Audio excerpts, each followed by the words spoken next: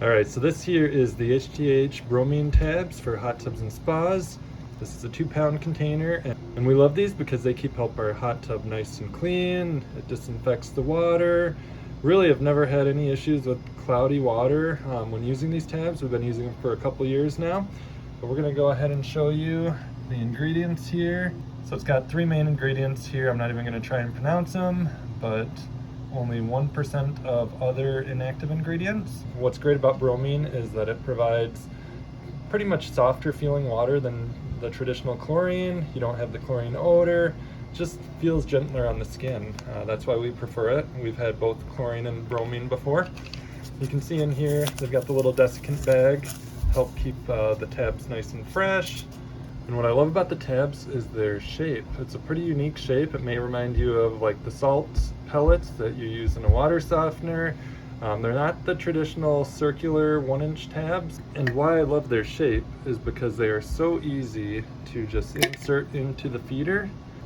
These are designed to fit any feeder, but you just drop it. They fit all the way through. You don't have any issues with them jamming.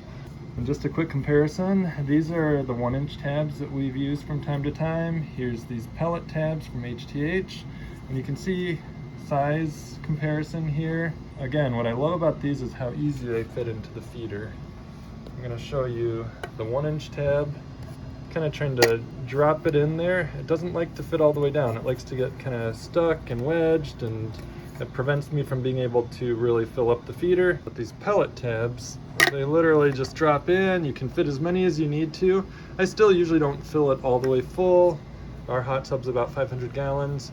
Usually I put 3 or 4 of these pellets into the feeder, and I use kind of a midway set point on our feeder here, and it keeps the water nice and fresh, and I only have to refill this usually once every couple weeks.